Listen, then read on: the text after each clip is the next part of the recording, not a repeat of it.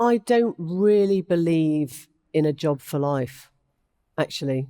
And I mean, great if it works, great if you're happy. I'm not saying that everyone has to change job, but actually, for me, I'd done 20 years. And that's it's a big chunk of your life, in one place, on one show. And particularly a show, as I mentioned, that doesn't get you to bed before 1 a.m. I was raising kids, going to bed at 1, getting up, running at sort of, getting kids off to school at sort of 6:37, then running, then having to catch up on everything for the day and then start all over again. And it does take its toll actually on your body and on your sort of brain. And I think I decided that 20 years was enough, or going to be enough. Yep. And then actually what happened was I'm just obsessed by US politics. And we had the best, most extraordinary election, of 2020 in the US, where it was the COVID election, Biden versus Trump, and then Trump wouldn't acknowledge that he'd lost, and then he brought all the lawsuits, and then we had the whole thing with the hair dye and the, garden centre and the press conferences, and then it culminated in the January the 6th riots. It was an attempt to overturn democracy. And actually the idea that I would leave during that whole period was just crazy. And so I kept on staying for the next bit and the next bit of the story. It's like not being able to sort of walk away from the story. And so I suppose really it was once we got to the end of what felt like the end to me of that whole thing, which took us into 2021, that I started thinking, okay, now it's probably time to, look for the next thing. And I don't linger on goodbyes. I've noticed that about myself, that I'm not somebody who, if I say I'm going, my friend always says I'm terrible at parties because I have this sort of quit while you're ahead, just go enjoy it and then just get out. So I don't, unlike my mum, if my mum says goodbye and she's still there an hour later, normally with exactly the same person that she's just said goodbye to. And there's nothing more frustrating than going, Mum, I think we've done, I think they're trying to, they booked us a cab. People who don't say goodbye at parties say 5 years over the course of their lifetime saying goodbye to people. So is that right? What am I going to do with that? Well, look what you've done with it. Fill my coffee pot with socks, probably. So I suppose I'm not big on nostalgia.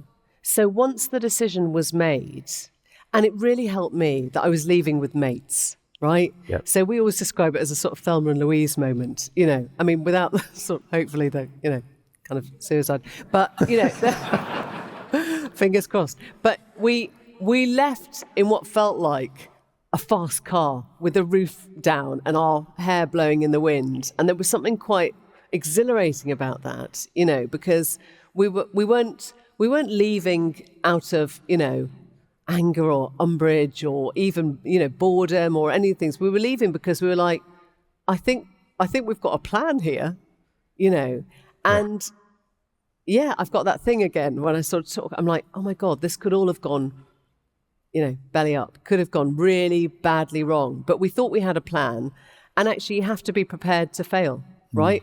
You have to be prepared to fail. And if I had failed at that point with what we want to do next, I like to think I would have gone, well, I had great successes. I had great stuff. I wrote a book. I did the interview. I, did stuff. Let's see what comes next. But I think it was really helpful for me to know that, I'm going towards something. I didn't ever feel like I was walking away. I wanted to walk towards it. Yeah. In many ways, signifies a lot of your career, like incredible bravery, just making sure there's that small comfort blanket of having, in this case, someone with you, but, Completely. Doing the preparation, all those other things. You always looked for something just to give you that little parachute if you needed it. But journalism is very team, it's very team orientated. So I suppose that's really key to how it's very easy to be brave when you've got, people that are helping you quietly taking the mickey, you know. Yeah, yeah. Absolutely. Yeah. So what strategies have you learned, Emily, that anybody here or listening to this would be able to adopt and employ to be able to keep that demarcation between a demanding job professionally and demanding challenges outside of work? I've learned that you try and keep your promises to your kids. And I learned that the hard way because funny enough, I was just remembering back because it's my son's birthday next week. And when he was 2, you know, baby, I got offered this shift I just thought I couldn't turn down. I just started presenting and it was an amazing Newsnight shift. And I sort of threw him at my best friend and said, oh, you know, because they had birthdays, you know, kids very similar birthdays. I was like, can you take him? You know, he'll be fine. He's only 2. He won't remember. And then I went on it. Well, it's sort of true, you know, but you do. That's the trouble. And I went on air and I did possibly like the worst interview or the worst collection of interviews I'd ever done. My head wasn't in the right place. I was really stressing about so many things. I felt I kind of undervalued his day and all the rest of it. And actually, in the clear light of day, in the logic, you know, he's a darling boy and we get on really well and he never comes round going, oh, you weren't there for my 2nd birthday. But there's something about you trying to get your roles right that I think is really, really key to that whole period. And sometimes it's not for the kids, it's for you. It's exactly what you say, Damien. It's that sense of demarcation. And a few years later, many years later, I think it was 2014. And I remember my editor called me up and it was another one of these, like, can you get that? You know, sometimes it's really funny. Sometimes at the BBC, you get an emailed plane ticket before anyone's had a conversation with you. So I'm not kidding, you're just kind of scrolling through, you're like, oh gosh, I'm booked on a plane to Glasgow.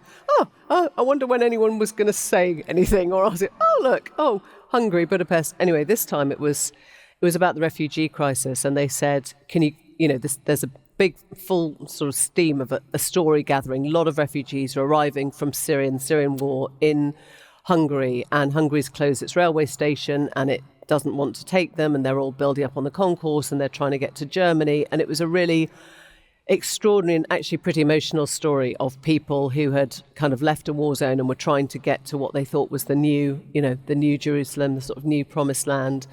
And my deputy editor said to me, can you go and cover this story? And I said to him, no, sadly, I've just booked a llama tour for my son's birthday, and I've got the cousins coming.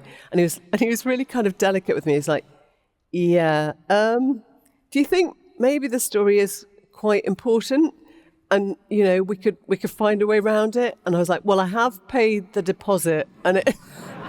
I don't know what I was doing. I had paid the deposit and it's in Peterborough, so obviously I've got to go up to, Northampton. It's going to be quite complicated.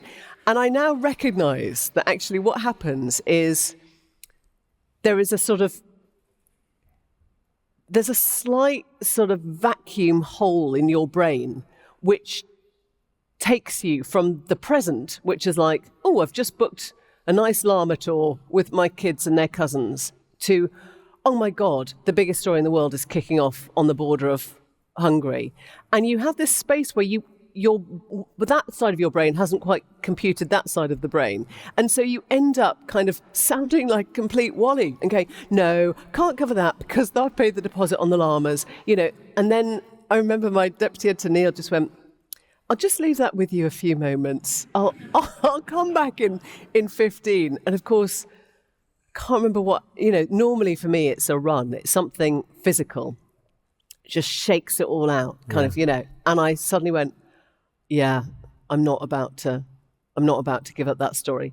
But I am going to get back in time for the llama farm. And I did Hungary in sort of 48 hours. And then got to bed at 2:00 that morning, woke up at 4:30 to catch a 6 a.m. flight home, and you could not see me on that flight because I just took a blanket and put it over my whole head and just went, can't talk, can't think, can't breathe. But it was really important to me, you know, on some level to get back to that. And I'm not at all trying to set up, and I think this is really important, I'm not trying to set up impossible standards because, again, it actually wouldn't have mattered if I'd missed the story. There are plenty of other brilliant journalists that could have done it. And it wouldn't really have mattered if I'd missed the llamas because there are plenty of other ways you can celebrate a birthday and all the rest of it. But I'm just sort of taking you through my mindset, which was that at that point, it felt really important that I didn't lose track of the kind of the things that were keeping me sane, the continuity, you know, side of things.